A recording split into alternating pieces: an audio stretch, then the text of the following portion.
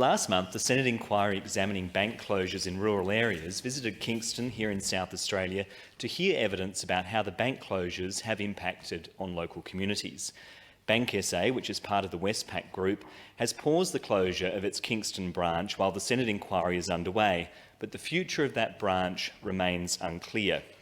This time last year, on the 8th of March 2023, in fact almost a year to the day, this chamber passed a Greens motion calling on the government to formally raise the closure of the Coober Pedy Bank with Westpac and to advocate for the retention of bank branches in the regions.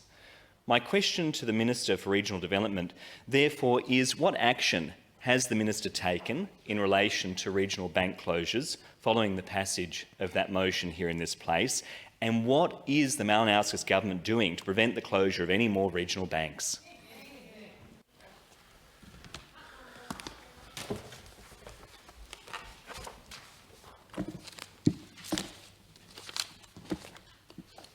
For Primary Industries and Regional Development. Thank you, Mr. President.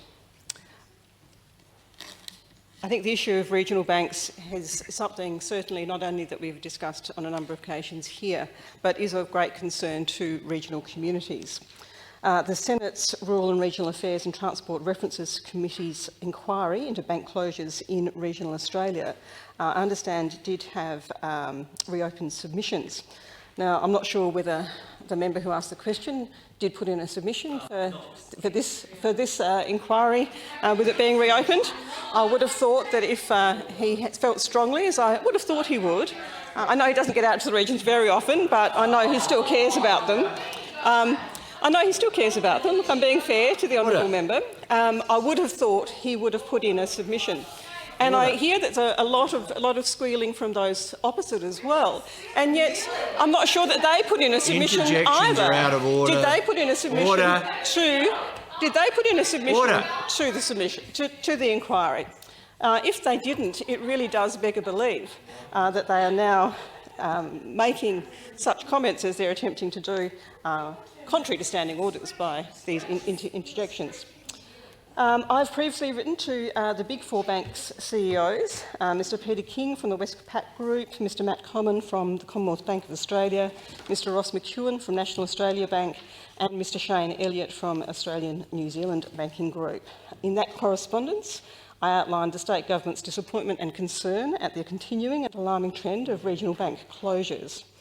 And I forwarded with those letters to the CEOs the Government of South Australia's submission to the Senate Rural and Regional Affairs and Transport References Committee inquiry into bank closures in regional South Australia.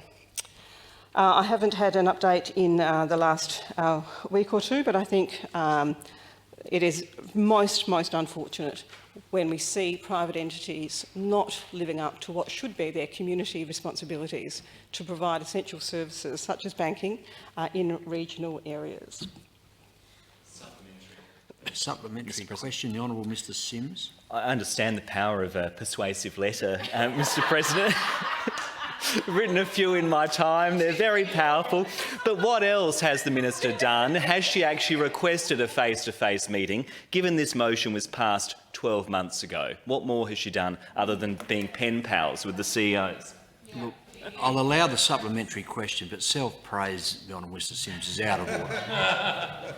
Gratuitous self-praise. Minister.